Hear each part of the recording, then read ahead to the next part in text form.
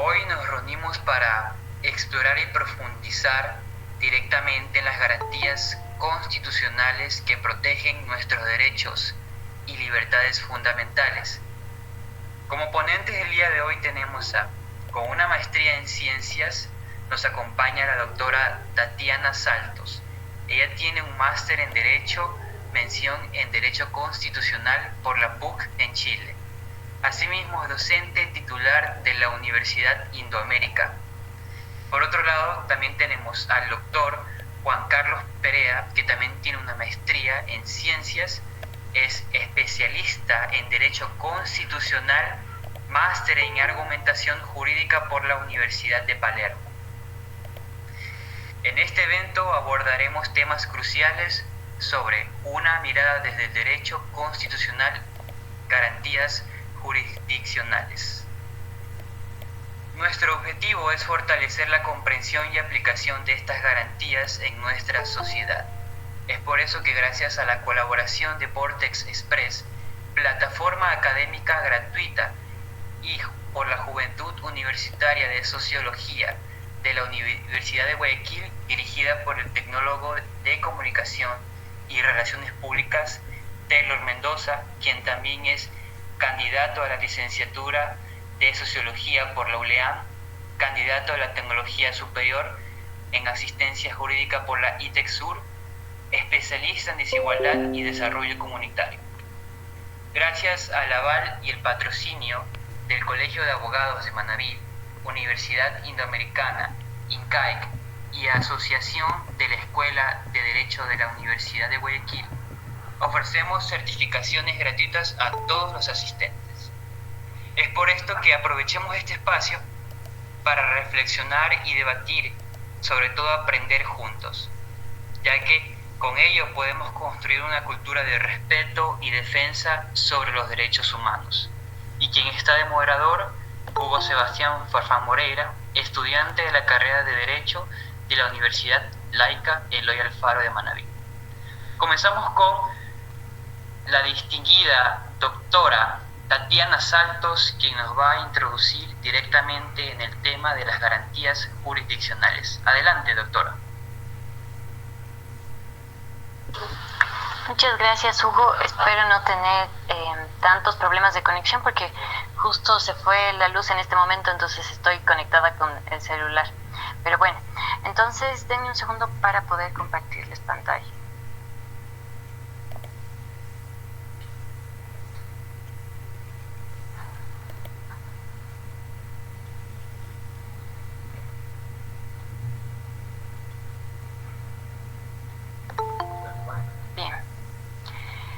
Entonces, una introducción a las garantías jurisdiccionales, implica también una breve introducción a las garantías constitucionales.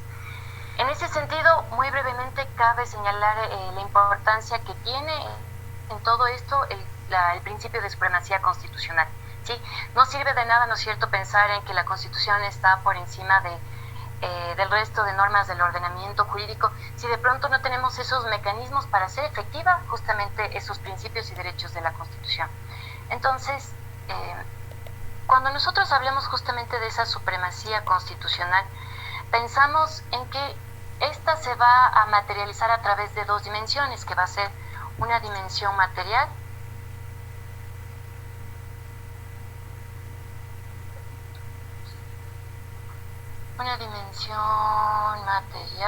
por aquí, y una dimensión formal.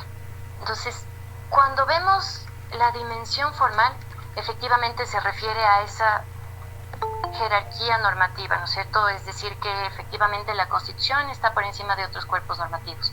Pero cuando pensamos en la dimensión material, lo que estamos analizando es que finalmente los contenidos de la Constitución realmente sean respetados por otros cuerpos normativos.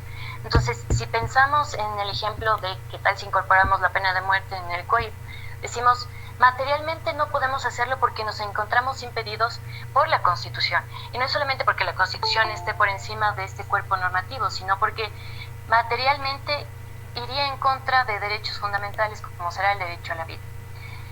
Entonces, como había adelantado hace un momento, esta supremacía constitucional solo tiene cabida cuando existen esas garantías constitucionales para hacerla efectiva, ¿sí?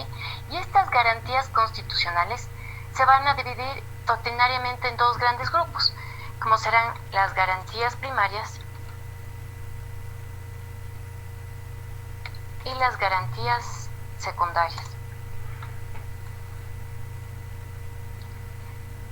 En el caso de las garantías primarias, de acuerdo con nuestra Constitución, vamos a encontrar, por ejemplo, en primer lugar, a las garantías normativas y también a las políticas públicas, servicios públicos y participación ciudadana. Con respecto a las garantías normativas, nos vamos a referir a ese conjunto de obligaciones y prohibiciones dirigidas a toda autoridad con potestad normativa.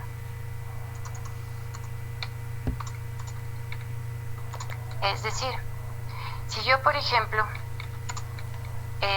estoy en cuanto a las obligaciones de toda autoridad con potestad normativa, se refiere a esas obligaciones de material y hacer efectivos los derechos, ¿sí? Por ejemplo, si yo digo tengo el derecho a una educación de calidad, bueno, ahora ¿cómo se hace efectivo ese derecho consagrado en la Constitución?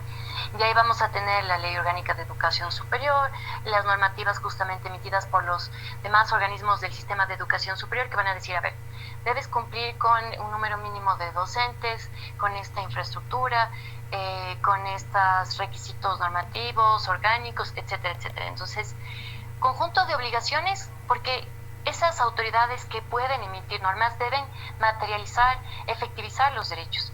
Pero también cuando hablamos de ese conjunto de prohibiciones, nos referimos en cambio a que ninguna autoridad, igualmente con potestad normativa, puede establecer requisitos u obstáculos innecesarios para el ejercicio de derechos. Entonces, volviendo al ejemplo de la educación superior, pensemos que el legislador establece las personas con 18 años pueden acceder a educación superior. Y uno diría, ese únicamente de pronto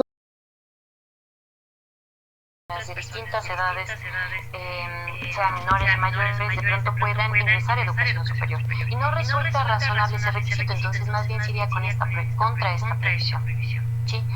Entonces, aquí es importante tomar en cuenta que las garantías normativas están dirigidas a toda autoridad con potestad normativa y no se limita al legislador, también estará el presidente de la República a través de los decretos y sus respectivas carteras de Estado, que también emiten acuerdos y resoluciones.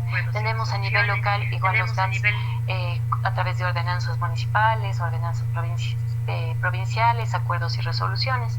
Entonces, todas estas autoridades que emiten distintos tipos de normas se encuentran obligadas a respetar justamente estas garantías normativas, a efectivizar los derechos y no establecer requisitos u obstáculos innecesarios para su ejercicio.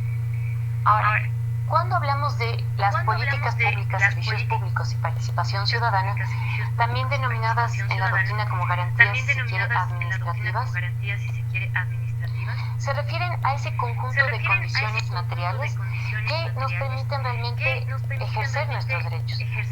Yo puedo establecer en la Constitución que tengo derecho a una alimentación saludable, pero si no tengo justamente los recursos necesarios para comprar la comida necesaria, frutas, vegetales, etcétera, etcétera, no me sirve de nada decir que tengo este derecho. Y ahí es cuando entra justamente este segundo conjunto de garantías, porque te brindan esas condiciones materiales, administrativas, existe detrás, ¿no es cierto?, todo ese aparato público que intenta efectivizar esos derechos. Entonces tendremos el ejemplo de una política pública como son, siempre les digo en las clases, por ejemplo, el tema de los desayunos escolares, que intentan materializar el derecho a la educación, pero también, por ejemplo, el derecho a una alimentación saludable, integridad, salud, etcétera, etcétera. ¿Sí? Entonces, políticas públicas se entiende como esos proyectos o programas que materializan o efectivizan los derechos. En cuanto a los servicios públicos, nos vamos a referir a esas prestaciones materiales permanentes que satisfacen necesidades básicas de las personas, ¿sí? tendremos hablando, ¿no es cierto?, de los cortes de luz, la electricidad como un servicio público justamente importante, el agua potable. Entonces, a diferencia, si se quiere, de las políticas públicas, en el caso de los servicios públicos se garantiza cierta continuidad o regularidad en la prestación, ¿sí? No es que cambian el día de mañana las autoridades gubernamentales y entonces ahora nos van a quitar el agua. No, sino que justamente se tiene que garantizar su continuidad en la prestación. Y otro elemento importante que añade, al menos la Constitución ecuatoriana, en estas garantías administrativas se refiere a la participación ciudadana. ¿Sí? ¿Por qué es importante? Porque de pronto yo puedo estar ejecutando una política pública encaminada, por ejemplo, como existió, ¿no es cierto?, en su momento, el tema de las escuelas del milenio. Yo de pronto puedo tener justamente una política pública en la cual invierto un montón de dinero, un montón de recursos estatales. Pero si de pronto no escucho a los beneficiarios, si no escucho otras alternativas, cómo mejorar, si se quiere, la ejecución de este proyecto, de pronto puedo estar invirtiendo incorrectamente los recursos. De pronto habían otras alternativas que eran más eficaces para el mismo objetivo. ¿Sí? Había, por ejemplo, quienes decían que de pronto lo más adecuado era potenciar las escuelas cercanas, si se quiere, a las comunidades que iban a verse beneficiadas de este proyecto de escuelas de milenio, que de pronto les quedaba muy lejos de sus hogares. Entonces, eso de pronto se podría haber identificado si la participación ciudadana se hubiera incorporado de manera más efectiva en este ejemplo de política pública. Ahora, ¿por qué se llaman garantías primarias? Porque estas son las que protegen en primer lugar los derechos. Y solamente cuando estas fallan, cuando las normas nos fallan, cuando las políticas públicas, servicios públicos no se están prestando adecuadamente, ahí activamos las garantías secundarias. ¿Y cuáles son las garantías secundarias? Las denominadas garantías jurisdiccionales. ¿Sí? Tenemos que las garantías jurisdiccionales pueden tener distintos criterios de clasificación, pero el que de pronto es metodológicamente más conveniente para efectos de poder estudiar las garantías jurisdiccionales, al menos en Ecuador, van a ser, por ejemplo, dividirlas según el tribunal o el órgano que las resuelve. Y tendremos entonces a los tribunales ordinarios, es decir, aquellos que forman parte de la función judicial, y aquellas garantías jurisdiccionales que son resueltas por la Corte Constitucional. ¿Sí? Por ese, si se quiere desde una perspectiva más amplia, por ese órgano especializado y máximo en justicia constitucional.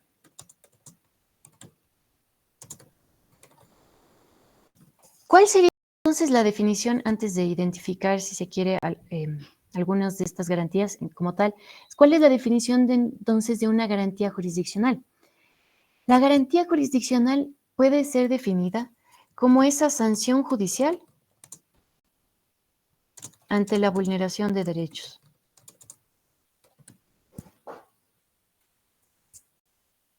Ahora, retomando como la clasificación anterior, tenemos que existen 5 garantías jurisdiccionales que son resueltas por los jueces ordinarios.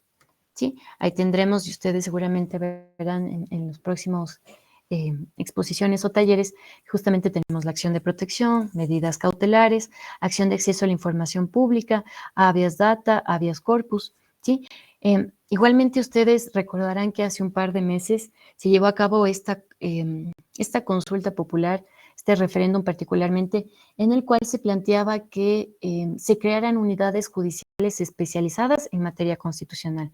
¿Por qué? Porque justamente en la actualidad, al menos hasta que se lleven a cabo estos concursos para jueces constitucionales, quienes están resolviendo es un juez de lo penal, un juez de lo civil, un juez de lo laboral, un juez de familia, etcétera, etcétera. Ellos son los que están resolviendo estas 5 garantías jurisdiccionales en primera instancia, en unidades judiciales de primera instancia. Y cuando existe apelación, lo resuelve igualmente salas, actualmente serán de lo laboral, civil, mercantil, etcétera, etcétera, de la Corte Provincial como segunda instancia, excepto en el caso de medidas cautelares que tiene una regulación especial y no se prevé propiamente el recurso de apelación en medidas cautelares.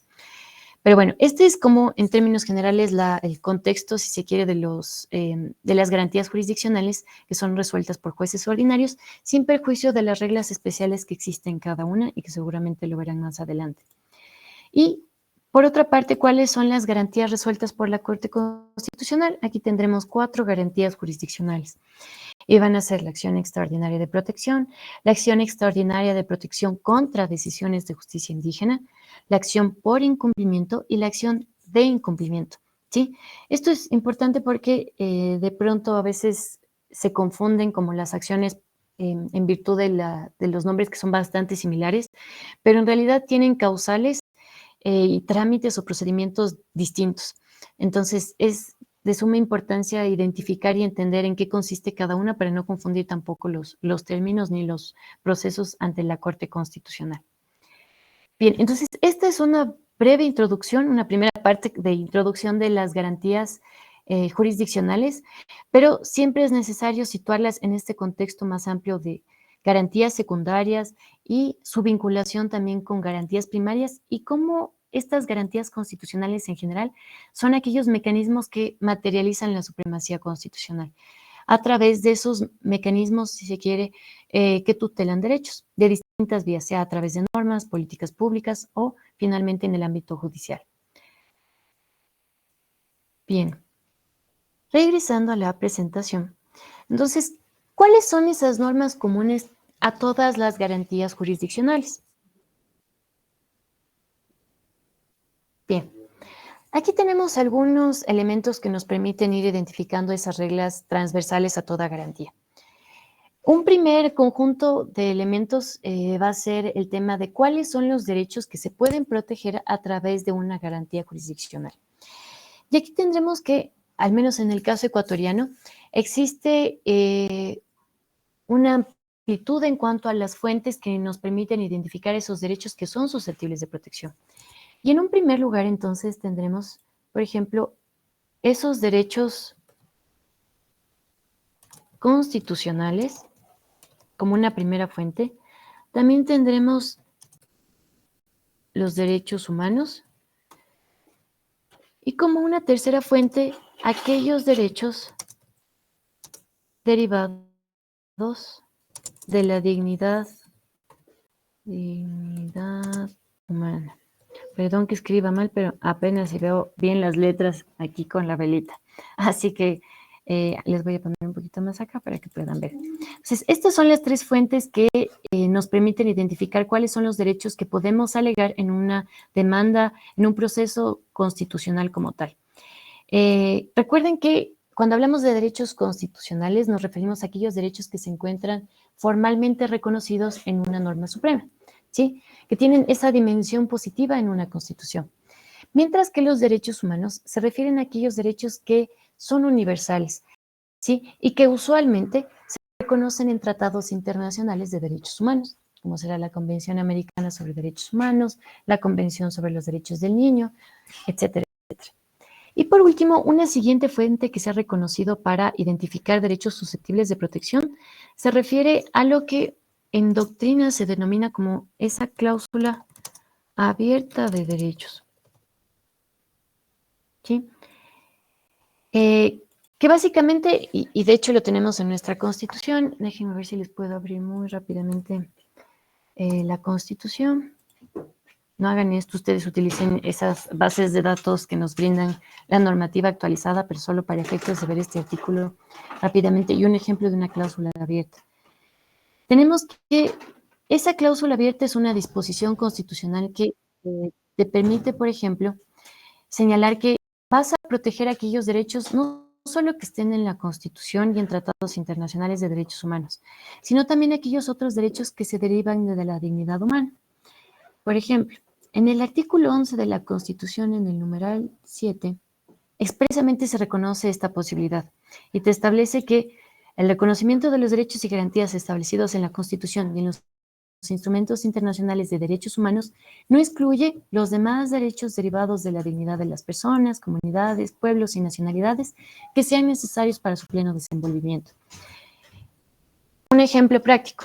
Pensemos que se está discutiendo sobre el derecho al Internet, sí, que ahora en la actualidad además es como, se ha visto la necesidad justamente de debatir si se trata o no de un derecho. No está reconocido en la Constitución, en ninguna Constitución hasta el momento, y tampoco está reconocida en ningún instrumento internacional bajo esa calidad. Entonces, si en algún caso en particular, por ejemplo, dijéramos, esta otra necesidad, si se quiere, también se puede plantear como una necesidad derivada de la dignidad humana, que pese a que no tiene este reconocimiento en la Constitución ni en ningún instrumento internacional, de pronto, si yo lo fundamento bien, si yo lo argumento constitucionalmente bien, también se podría tutelar. Y de esta manera, por ejemplo, podría proteger el derecho al acceso al Internet que no se encuentra actualmente recogido. Ahora, ¿cuáles son esos principios que que por otro lado se recogen en la Ley Orgánica de Garantías Jurisdiccionales y Control Constitucional? Básicamente tenemos como una lista de varios principios que se encuentran recogidos en este cuerpo normativo, pero solamente para que tengan en cuenta algunas particularidades de varios de ellos en materia constitucional, voy a explicarles como brevemente estos. En primer lugar, tenemos, por ejemplo, el principio dispositivo que en materia constitucional se flexibiliza. ¿Sí? El principio dispositivo finalmente se va a referir a la posibilidad de que las partes procesales sean quienes inicien el proceso, quienes establezcan también, si se quiere, los elementos que serán fijados posteriormente para la litis y eventualmente podrán ser las partes, de acuerdo con el principio dispositivo, quienes terminen extraordinariamente o de manera anticipada una causa judicial. Sin embargo, en materia constitucional este principio se flexibiliza. Y si bien las causas constitucionales inician previa demanda de alguna parte afectada, no, por ejemplo, queda sujeto propiamente a que sean ellas quienes puedan terminar unilateralmente, por ejemplo, previo acuerdo o qué sé yo de las partes, el proceso constitucional. Entonces, no es que ya llegamos al acuerdo de que de pronto te voy a pagar $1,000 por la afectación al derecho a la igualdad y no discriminación y ya se cierra la causa, ¿no? Sino que, por ejemplo, en esos casos, como se trata de derechos que son indisponibles, que son irrenunciables, que ser el juez el que apruebe estos acuerdos, por ejemplo, reparatorios, ¿sí? No puede terminar la causa por acuerdo de las partes, así estén de acuerdo. Otro elemento en el cual, o otro espacio en el cual se flexibiliza el principio dispositivo es a través de lo que se denomina como el principio de iura novit curia, que significa el juez conoce el derecho. Que esto es súper importante porque se refiere a que, si bien yo, por ejemplo, pudiera alegar, ¿no es cierto?, que en un caso en particular se vulneró el derecho al trabajo y a la educación, el juez, aplicando el principio de iura novit curia, puede decir, no, en realidad yo veo que se vulneró, sí, el derecho al trabajo, pero en realidad en lugar del derecho a la educación se vulneró más bien el derecho a la salud. Entonces, el principio de iura novit curia significa que el juez puede alterar, si se quiere, modificar el derecho que está siendo motivo de examen, si se quiere, o de argumento por parte de alguna de las partes procesales para resolver la causa. ¿Sí? Si yo alegué 2 derechos, el juez puede de pronto examinar 5 derechos. ¿Sí? Por eso también va a ser común en las demandas, por ejemplo, que se coloca frases como los derechos que consideramos alegados son 1, 2 y 3, sin perjuicio de que, a la luz del principio de iura novit curia, el órgano jurisdiccional identifique otros derechos, por ejemplo. Ahora, esto es importante porque el juez puede modificar el derecho que es objeto de examen, pero no puede modificar los hechos. Y ahí sí depende bastante de que las partes procesales puedan justamente probar en debida forma los hechos que ellos están alegando como motivo de la vulneración de derechos. Lo que ya les había comentado hace un momento, este otro principio de doble instancia que, por regla general, se entiende que toda causa constitucional es susceptible de apelación, es decir, de contar con una segunda instancia, salvo aquellas excepciones que por ley se establezca que no procede la segunda instancia, como les había comentado, será el caso de medidas cautelares y como será el caso de las garantías jurisdiccionales que son resueltas por la Corte Constitucional. En el resto de ellas, es decir, acción de protección, habeas data, habeas corpus, acción de acceso a la información pública, sí son susceptibles de una doble instancia. Luego tenemos el principio de formalidad condicionada, que básicamente te dice, si bien el derecho procesal como tal es bastante solemne y tiene sus fases, etapas, actuaciones en un momento procesal oportuno y demás, en materia constitucional se flexibiliza también. Y decimos, esas formalidades, esas solemnidades se pueden de pronto atenuar si de esa manera intentamos examinar de mejor forma la vulneración de un derecho. ¿Sí? Entonces, esas formalidades que son típicas, ¿no es cierto?, en materia procesal y que incluso cuando se hacen simulaciones de audiencia en la universidad, uno ya tiene su guión y tiene como contados los minutos, las palabras, etcétera, etcétera. En materia constitucional, en la vida real, cada audiencia es su mundo porque justamente esa formalidad puede irse adaptando según la necesidad de la causa procesal en particular. Y bueno, tenemos los principios de economía procesal, oralidad. El de oralidad, me voy a centrar un poquito en el de oralidad porque en materia constitucional, la regla efectivamente, al igual que en justicia ordinaria, es que todos los procesos son, que todas las etapas del proceso son orales. ¿Sí? Eso implica, por ejemplo, que en la audiencia, ¿no es cierto?, yo pueda presentar justamente mis alegatos como parte accionante, como parte accionada, que se resuelva, por ejemplo, la causa, que la sentencia sea emitida oralmente, pero eso no quita que también en materia constitucional hay varias actuaciones que se reducen a una etapa escrita. Y ese es el caso, por ejemplo, de la contestación a la demanda. No existe un término en las garantías jurisdiccionales resueltas por los jueces ordinarios, no hay un término para la contestación escrita a la demanda, sino que es recién en la audiencia en la cual la parte accionada presenta sus argumentos. ¿Sí? También se reduce por escrito y no de manera oral. Necesariamente, digamos, no necesariamente va a ser la presentación de recursos. Si bien yo puedo presentar el recurso de apelación al finalizar la audiencia, cuando se dicta la sentencia, yo también tengo la posibilidad de, y de hecho voy a tener que fundamentar además mi recurso de manera escrita posteriormente. Igual sucede con la sentencia. La sentencia, si bien se dicta oralmente, los jueces también tienen un término específico para notificar a las partes con la motivación escrita del fallo. Y, por último, el principio de publicidad, que ese, digamos, no tiene como especificaciones de materia constitucional, sino simplemente considerar que toda causa, por regla general, es pública, es decir, yo puedo asistir a las audiencias, yo puedo acceder al expediente. Sin embargo, y es algo un tanto curioso, lo que sí no se permite, pese al principio de publicidad, es acceder a las grabaciones de las audiencias. Es decir, yo puedo asistir a la audiencia, pero por alguna razón el legislador estableció que la grabación no es posible acceder, sino solamente si eres parte procesal en la causa. Luego tenemos otros elementos importantes que son transversales a las garantías jurisdiccionales y se refiere, por ejemplo, al tema de la aplicabilidad del COGEB. Si bien en el primer artículo del COGEB, en el artículo 1 sobre el ámbito, expresamente te establece que no es aplicable para materia constitucional, además de la electoral, penal y el tema de extinción de dominio. Si bien te establece eso el COGEB en su primer artículo, la disposición final de la Ley Orgánica de Garantías Jurisdiccionales y Control Constitucional te dice, mire, en todo lo que no esté previsto aquí, en lo que no esté regulado por completo o a detalle, usted sí puede acudir a otras normativas y expresamente, si quiere, incluye el Código de Procedimiento Civil, actualmente llámese COGEB. Entonces, por esta disposición final de la ley orgánica, en la práctica el COGEB sí es un cuerpo normativo sumamente importante en materia procesal constitucional, porque de hecho las reglas procesales en materia constitucional no detallan, si se quiere, de la manera que lo hace el COGEB, todas las etapas en materia procesal constitucional y quedan muchos espacios de libre discreción, si se quiere, o de discrecionalidad para la administración de justicia, y en ese sentido es de importancia entonces aplicar el COGEB supletoriamente, pero eso es importante, como primero acudir siempre a la ley orgánica, a la Constitución, a la Ley Orgánica de Garantías Jurisdiccionales y supletoriamente el COGEB. Otro elemento importante es el tema de la responsabilidad ulterior en caso de incumplimiento de la sentencia, de una sentencia constitucional. Y aquí tenemos que básicamente existen tres tipos de responsabilidad que se puede generar por el incumplimiento de una sentencia, particularmente en el ámbito constitucional. De ahí ser aplicable para otro tipo de decisiones, pero centrándonos en constitucional.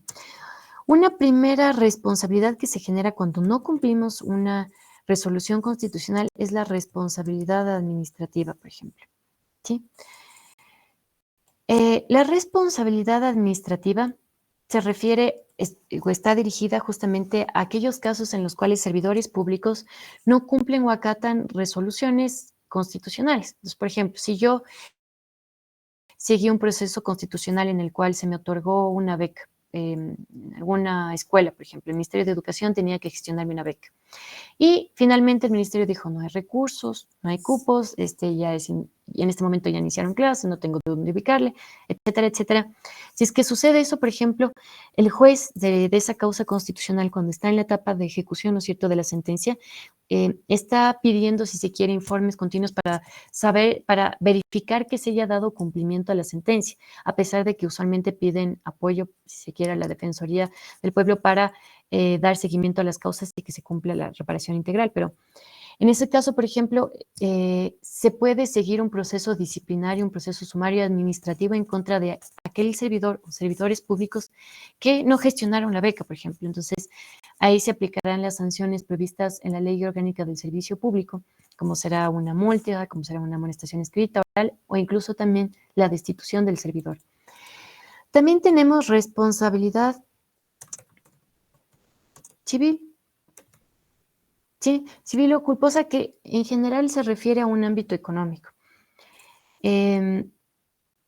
Aquí es interesante porque justo tenía esta noticia, no sé si alguien vio, hace poco tiempo justamente salió esta providencia que fue emitida en contra de la Comisión de Fiscalización de la Asamblea Nacional, en la cual el juez sostenía que había seguido una acción de protección por un asambleísta de ADN, en la cual se solicitaba a la Comisión de Fiscalización que retome los juicios políticos de varios funcionarios del gobierno de Lazo. Entonces, la Comisión de Fiscalización le responde al juez básicamente diciendo como se retomarán los juicios políticos cuando sea oportuno, es decir, cuando ya veamos conveniente, iniciamos los juicios políticos. Entonces, para el juez constitucional, esa acción de protección básicamente es una respuesta muy ambigua. Usted no está cumpliendo la sentencia y por lo mismo le voy a imponer una multa, ¿sí? Y aquí tenemos justamente, les traje, me bajé como el expediente electrónico, si se quiere, de la causa justamente que se siguió contra la Comisión de Fiscalización, que está presidida por Pamela Aguirre, que es de Revolución Ciudadana. Entonces, aquí tenemos justamente el auto. Un segundo por aquí. Ya. Que aplica justamente este concepto de responsabilidad civil y ordena la multa del 50% de una remuneración básica unificada. Esta multa, de acuerdo con la sentencia, se tenía que pagar, por ejemplo, de manera diaria y podía incrementarse. Por ejemplo, aquí tenemos en este considerando tercero que establece ante la ambigüedad del escrito, como les dije, ellos respondían diciendo no se ha cumplido, se seguirán los juicios políticos cuando sea oportuno. Entonces, el juez dice, ante esta ambigüedad se tiene por no cumplida la sentencia. ¿Sí? Entonces, en función de esto, yo voy a aplicar el numeral 1 del artículo 132 del Código Orgánico de la Función Judicial, que otorga la facultad coercitiva de los jueces de imponer una multa compulsiva y progresiva diaria. Y este artículo del Código Orgánico en realidad deja discrecionalidad del juez cuál va a ser el monto de la multa. Entonces, en este caso, como queda abierta el monto como tal, el juez en este caso dijo, pues les voy a aplicar el 50% de una remuneración básica. Por aquí está el 50%. Y ese es un ejemplo de una responsabilidad civil que acarreó justamente el incumplimiento de una sentencia constitucional. Ahora, otro tipo de responsabilidad va a ser también la responsabilidad penal. En caso de incumplimiento de una sentencia constitucional, pero también en el ámbito penal, también tendremos que existe propiamente una sanción penal para el incumplimiento no solo de sentencias constitucionales, sino de toda decisión de autoridad legítima, toda decisión legítima de autoridad competente. Y está sancionado en el COIP una pena privativa de entre 1 a 3 años y con su respectiva agravante también en ese mismo artículo. Entonces, si tú no cumples justamente una sentencia constitucional, puedes tener, si eres servidor público, responsabilidad administrativa, es decir, algún tipo de sanción de acuerdo con la LOCEP. También puedes tener una responsabilidad civil que se refiere a algún tipo de imposición de una multa, es decir, de este carácter económico pecuniario en una sanción. O también puedes ir finalmente detenido por el delito que coloquialmente se conoce como desacato, que está tipificado en el COIP y que justamente sanciona con pena privativa de libertad. También tenemos otro elemento en común de las garantías jurisdiccionales que se refiere al efecto de las sentencias. Y podemos tener que las sentencias pueden ser interpartes, interpares o intercomunes. Hablemos de sentencias interpares cuando la resolución como tal solo le interesa o solo le afecta a las partes procesales, accionante y accionado. ¿Sí? Si yo digo Pepito, entonces tendrá que presentar una disculpa pública a Juanito, entonces solo le corresponde esa reparación integral a Pepito y Juanito y se acabó. ¿Sí? Solo influye en la conducta de las partes procesales. Ese es el interpartes.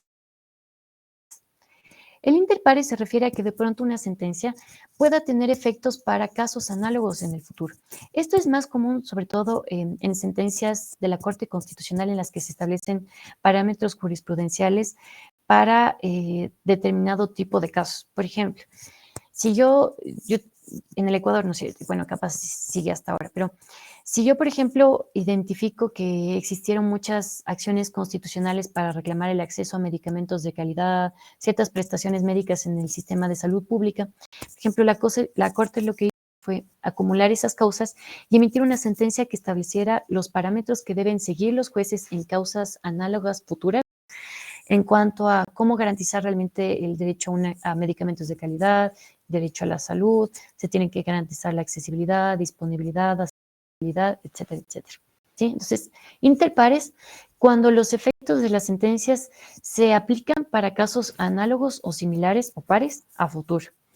Y luego tenemos otro efecto que es el intercomunis. El intercomunis se refiere a que esta sentencia en particular, no solamente afecta a las partes procesales, sino a una colectividad o una comunidad que se encuentra, si se quiere, directamente afectada por los hechos de la causa de esa sentencia. Entonces, por ejemplo, si yo digo, y hace poco, ¿no es cierto?, tuvimos este caso de litigio estratégico de derechos humanos, y en este caso de derechos de la naturaleza, tuvimos la causa de la acción de protección del río Machangra, en la cual lo que se solicitaba finalmente era la descontaminación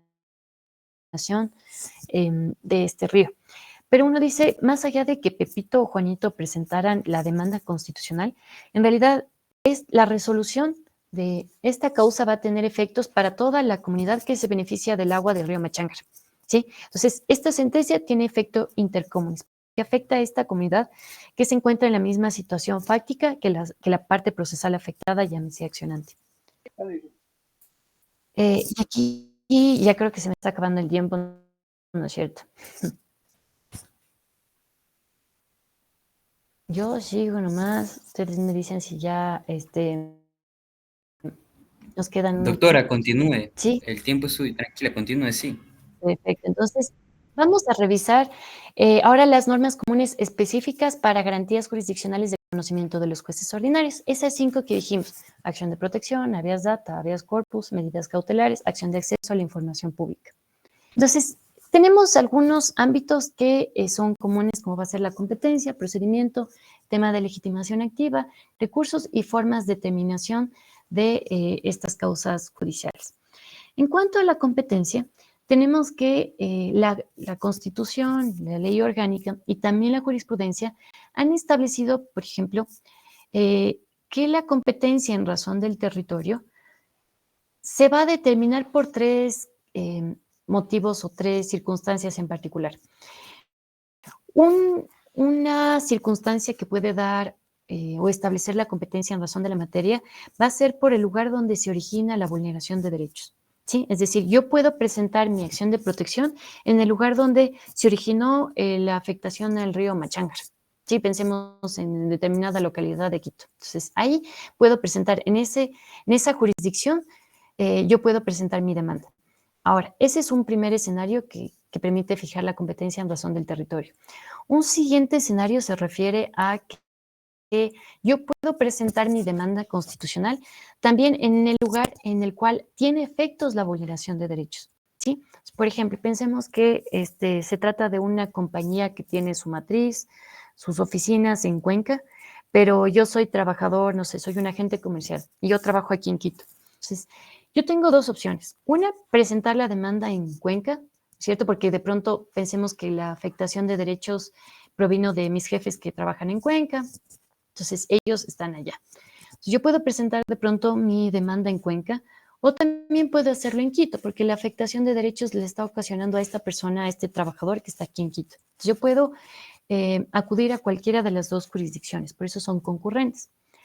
Ahora, un tercer escenario para fijar la competencia en razón del territorio se refiere, y esto se ha desarrollado vía jurisprudencial, a que de pronto también se puede fijar la competencia en razón de, si se quiere, la naturaleza del derecho afectado, ¿sí? De pronto, esto se refiere justamente a que fijemos en función del domicilio del afectado, ¿sí? Uno dice usualmente donde tiene el origen o donde tienen los efectos está vinculado con el domicilio del afectado, pero si de pronto no coinciden, también es otra jurisdicción que se puede considerar para presentar una demanda constitucional. Entonces, en resumen, la competencia en razón del territorio se puede establecer por el origen de la vulneración de derechos, por donde tiene efectos o en el domicilio del afectado si de pronto se logra, aquí no es muy clara la jurisprudencia, pero si es que se logra demostrar que por la naturaleza del derecho se encuentra en conexión con el domicilio de esa persona. Es como medio ambiguo, pero esos son como, ese es el tercer escenario que se ha desarrollado jurisprudencialmente. Ahora, ¿cuándo se evalúa la competencia? ¿En qué momento procesal, si se quiere, se evalúa la competencia? Y va a ser justamente en el primer auto que emita el juez, es decir, cuando yo presento la demanda y califica la demanda, en ese primer auto, en ese primer pronunciamiento del juez, se va a examinar si el juez es competente o no, ¿sí? Entonces, no es que de pronto en la audiencia el juez dice, no, de la descripción de los hechos, ahora me doy cuenta que en realidad el juez que era competente era del agua. No, sino que en el primer auto del juez ya se examina eso y no puede volverse a pronunciar después, es decir, tampoco en segunda instancia. Si bien en segunda instancia uno dice se puede evaluar todo el proceso desde cero, pues es segunda instancia, pero el tema de competencia no. Y eso sí ya queda radicado, si se quiere, desde el primer pronunciamiento que el juez hizo en su momento procesal oportuno, que como digo fue en el primer auto, en el primer pronunciamiento cuando califica la demanda.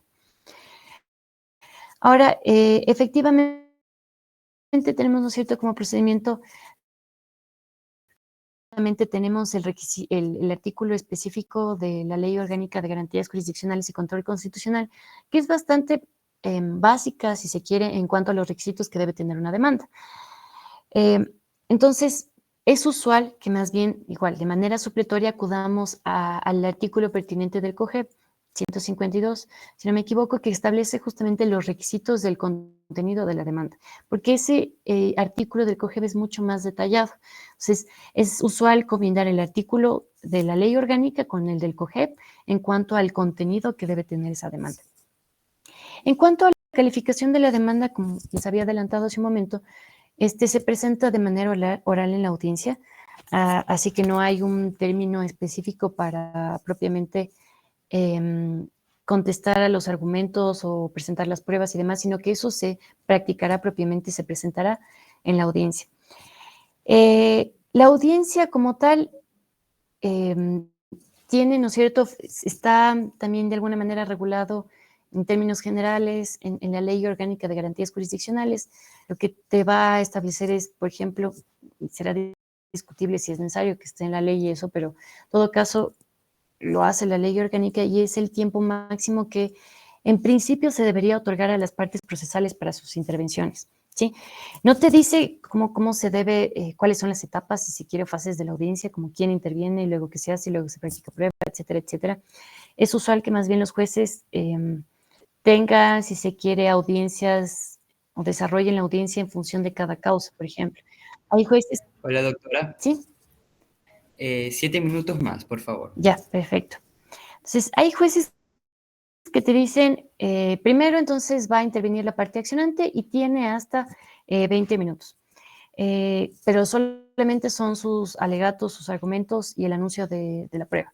Y luego se otorgan otros hasta 20 minutos si se quiere la parte accionada, igual para que intervenga contestando los argumentos de la parte accionante y igualmente anunciando prueba. Y luego, entonces, después de que tienen esta primera intervención las partes procesales, hay jueces que dan paso justamente a la práctica de la prueba. Y luego a la réplica y contrarréplica que tiene hasta 10 minutos de acuerdo con la ley orgánica. Pero el tema es que hay audiencias que son así y hay otras audiencias que te dicen, a ver, ahorita va a intervenir solamente la parte accionante y aquí va a presentar sus argumentos, hechos, derecho, anunciar pruebas, practicar pruebas y después de que haga todo eso, le doy la palabra a la parte accionada y argumentos, hechos, derecho, práctica de la prueba. Y luego ya vienen directo réplica y contrarréplica. Entonces, la forma o la dinámica de las audiencias va a variar según cada judicatura. Pero de acuerdo, por ejemplo, a la ley orgánica, lo que sí está regulado es el tiempo máximo de intervención de las partes procesales, que no quita que en la práctica se pueda ajustar según la naturaleza o la complejidad de las causas, siempre y cuando se otorgue el tiempo de manera equitativa. Es decir, hay causas, por ejemplo, sobre todo cuando se alega la vulneración, por ejemplo, de derechos de la naturaleza o derechos ambientales, que intervienen un montón de partes procesales, de terceros, amicus curiae, etcétera, etcétera. Entonces, en la práctica, yo digo, a ver, les voy a conceder más bien, si yo, 30 minutos a cada uno, o les voy a conceder 10 minutos, porque recuerden que en principio es hasta 20, pero pueden otorgarte menos tiempo, pero también pueden otorgarte más si se requiere. Pero en todo caso, sí hay que otorgar la misma cantidad de tiempo a todas las partes procesales por equidad. Luego tenemos otro tema importante que es el tema de las pruebas. Antes de pasar a las pruebas, en la audiencia, por si acaso, es importante considerar que en la audiencia se tiene que dictar la sentencia y a veces se suspende la audiencia si es que el juez considera, ¿no es cierto?, que en la práctica necesita más tiempo justamente para formarse elementos de convicción y resolver en favor de una u otra parte. Entonces, en todo caso, se suspende y se reinstala posteriormente la audiencia para dictar la sentencia oral.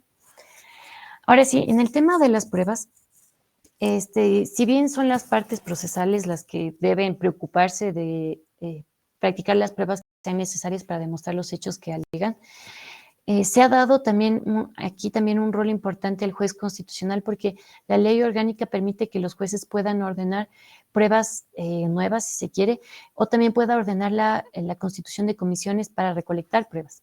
¿Sí? Entonces, si bien yo ya presenté, Pepito y Juanito presentaron sus pruebas, si el juez considera que no se logró probar, por ejemplo, la vulneración de un derecho, el del derecho a la educación, porque no se presentaron los certificados de matrícula, por ejemplo, y ni el accionante ni el accionado lo presentaron, el juez sí puede ordenar, por ejemplo, que esa prueba sea entregada. Porque otra vez lo que se busca detrás de las garantías jurisdiccionales es, más allá de las formalidades, ¿cierto?, de las etapas procesales y demás, es que realmente examinemos si existió o no vulneración. Y por lo mismo, el juez también puede tener este rol activo en cuanto al tema probatorio. Luego tenemos el tema de legitimación activa. En principio, cuando nosotros hacemos una lectura de las normas comunes de las garantías jurisdiccionales, la Constitución te permite que no solamente el afectado pueda presentar una garantía jurisdiccional, sino cualquier persona. Y de pronto esto es más común si se quiere en determinadas acciones, por ejemplo, en favor de la naturaleza.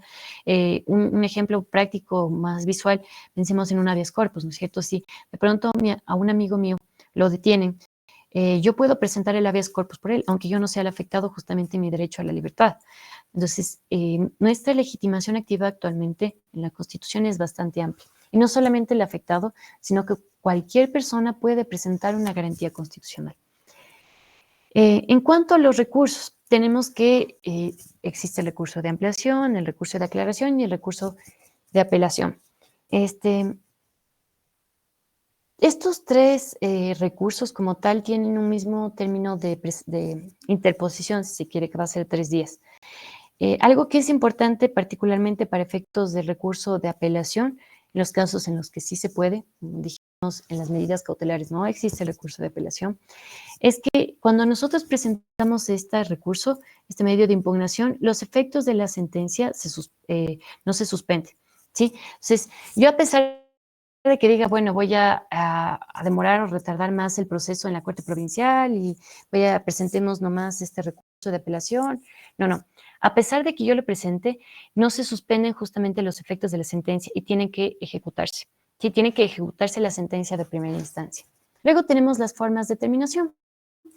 Una causa constitucional puede terminar, sea porque se resuelve el fondo del asunto, la litis, se examina o no la vulneración de derechos, o sea por causas extraordinarias se puede terminar de manera anticipada. Cuando examinamos el fondo de la causa, se va a emitir una sentencia, cuando se examina si existió o no vulneración de derechos. Pero de pronto también puede terminar una causa a través de un auto definitivo en el cual estemos frente a un caso de desistimiento o frente a un caso de allanamiento. Desistimiento se refiere, ¿no es cierto?, a que el accionante desista, ya no desee continuar con la causa constitucional. Y en el caso del allanamiento, cuando es en cambio la parte accionada la que reconoce la vulneración de derechos, y ese allanamiento, si se quiere, podrá ser parcial o podrá ser total. Y posteriormente se tendrá que llegar a un acuerdo reparatorio.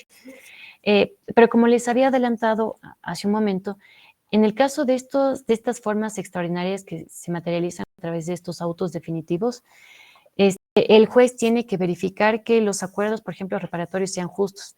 Es discrecional del juez si es que te acepta o no el escrito de desistimiento. Él puede decir, no, es que la vulneración de derechos es tan grave y afecta a más personas que yo voy a continuar la causa, aunque usted no quiera seguir la causa. Entonces, no voy a aceptar su desistimiento o no voy a aceptar su acuerdo reparatorio porque no es justo con las partes afectadas y los términos en los cuales han llegado al acuerdo. Y no sé si me quedan minutos para la reparación integral. Muchísimas gracias, Okay. doctora, por darse el tiempo de compartir sus conocimientos. Agradecemos su intervención y la precisión sobre este tema tan enriquecedor sobre las garantías jurisdiccionales. No sé si alguno de ustedes tenga alguna pregunta que hacerle a la doctora o si no pasamos directamente a nuestro siguiente expositor.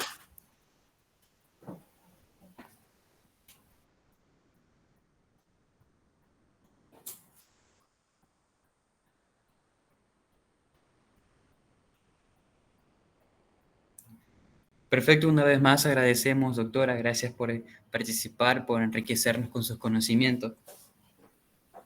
Muchas gracias a ustedes por la invitación y espero que puedan seguir promoviendo estos espacios para el debate, formación continua, así que más bien les felicito y quedo atenta si de pronto a futuro tienen alguna pregunta que quieran enviarme, igual estaré atenta y pues nada, simplemente que continúen con este espacio y yo me retiro por temas justamente de electricidad y de claridad.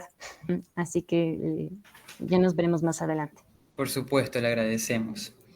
Continuamos con el tecnólogo Taylor Mendoza, especialista en comunicación y relaciones públicas. Él nos va a brindar una charla sobre el acceso a la justicia en el Ecuador.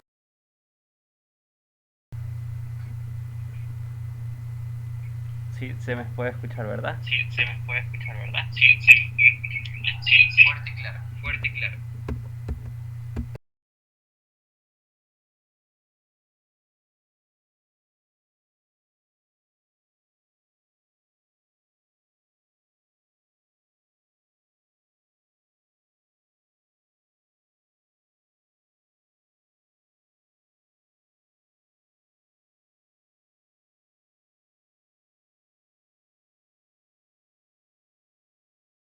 Acerca del tema del acceso a la justicia según las herramientas jurisdiccionales, teniendo en cuenta que nuestro país, más que todo en la Constitución del 2008, en el cual se marca un hito para establecer un enfoque integral sobre los derechos, colocando al individuo, al ser humano, como centro de las políticas públicas. En esto, dotando al sistema jurídico de herramientas tales como las garantías jurisdiccionales, en las cuales, como mencionó la doctora, incluyen el amparo, el habeas corpus, el habeas datas, el acceso a la información pública, entre otras herramientas. Entonces, ¿qué es lo que se busca? Se busca proteger los derechos fundamentales del individuo.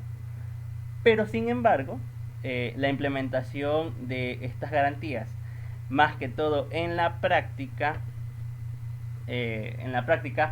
revela una disparidad en lo que es el marco legal y más que todo en la realidad cotidiana de nuestro diario vivir en nuestro país.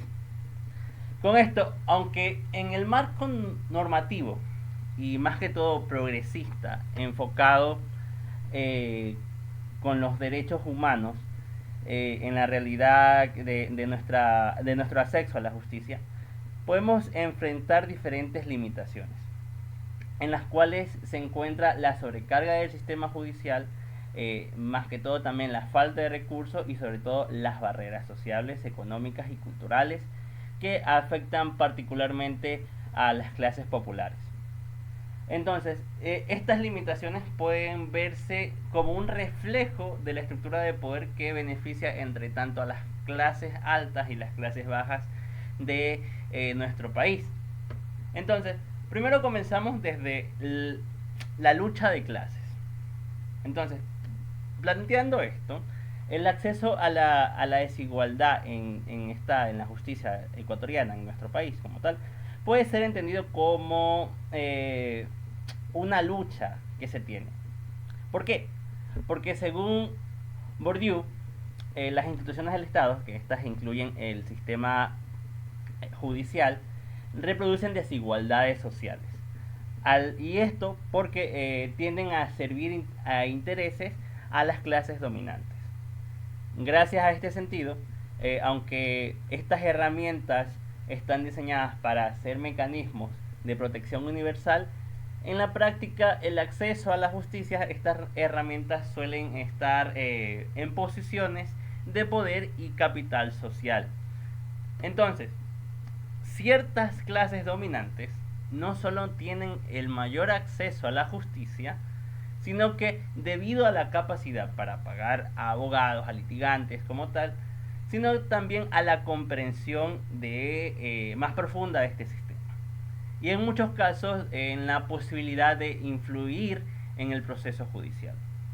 Entonces, pero por otro lado, vemos a las clases populares que menudo carecen del conocimiento jurídico, conocimiento técnico y más que todo en la falta de recursos financieros y la seguridad judicial para enfrentar estos procesos, en lo que hace que en la práctica el acceso a la justicia sea algo más que todo un privilegio más que un derecho.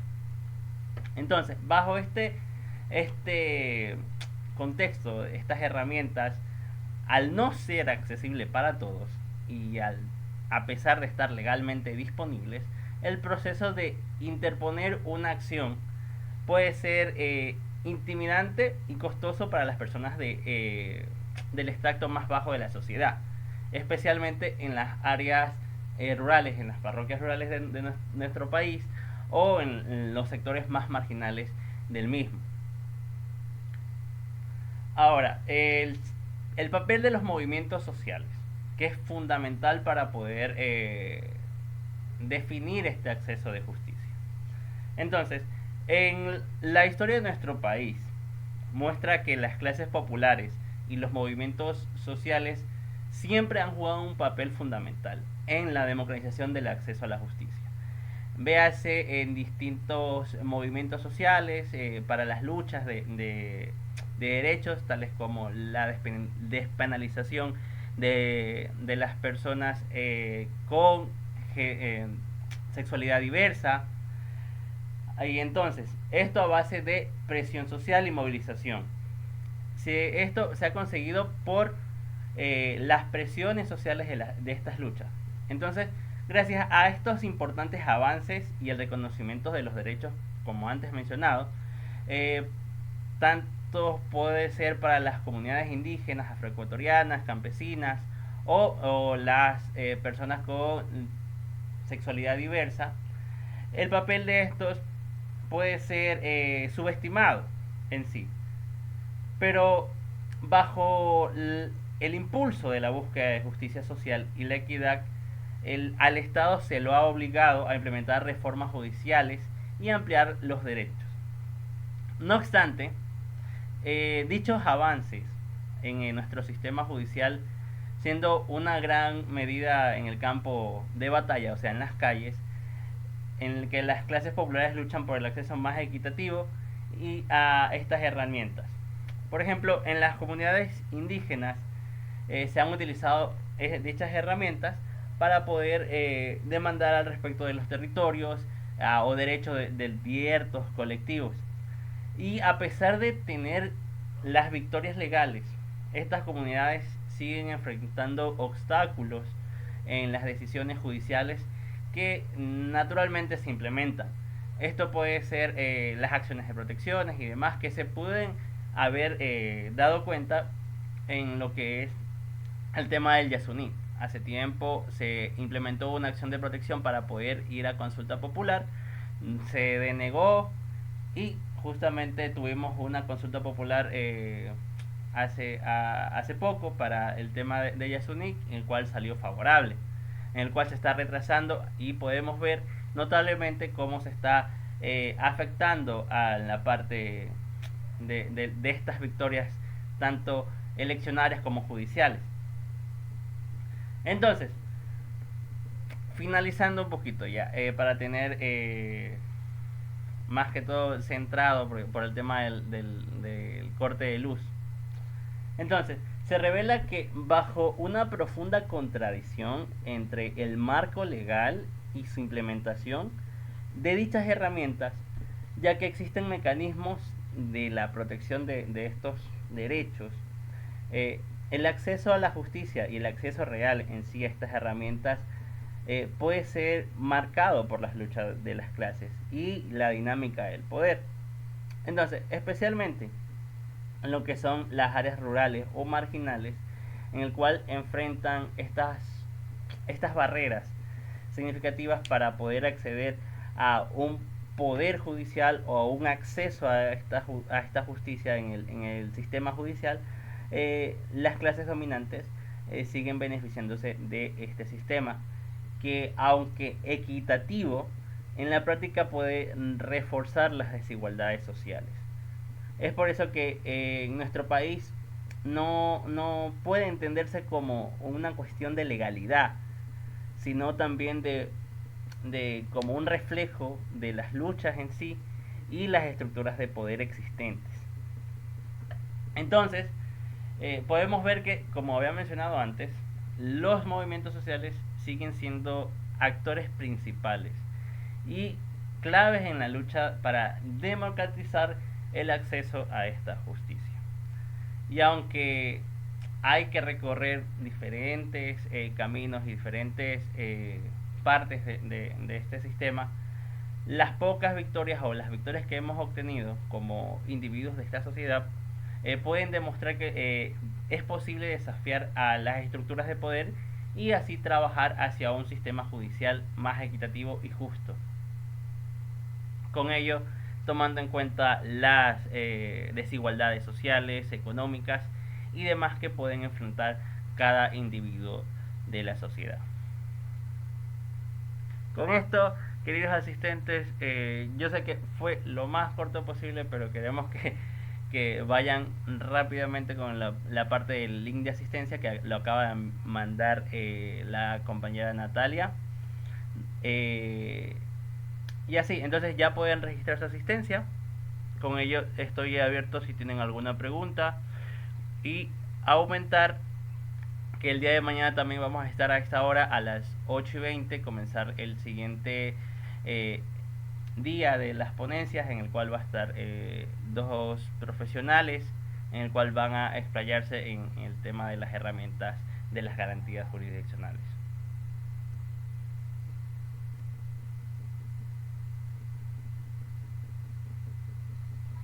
Muchas gracias, Taylor. ¿Alguna pregunta, distinguidos participantes?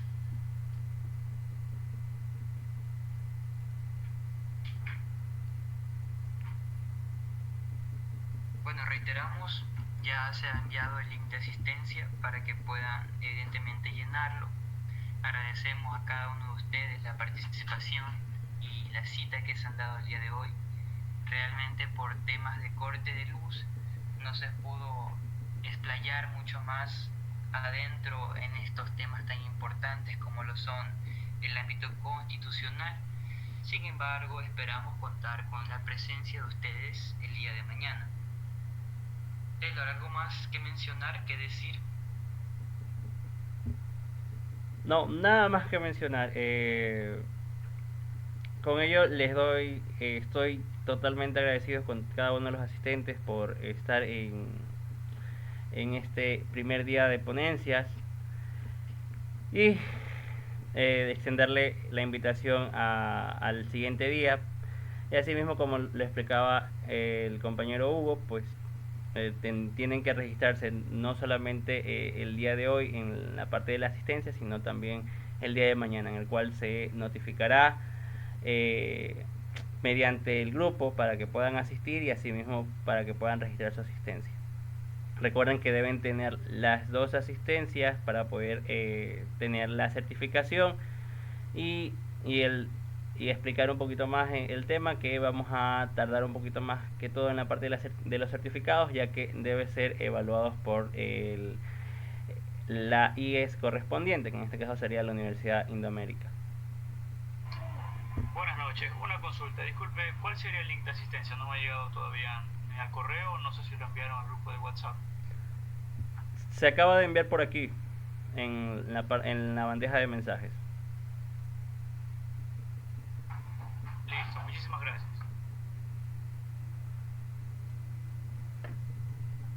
Perfecto. Marisa, levantaste la mano.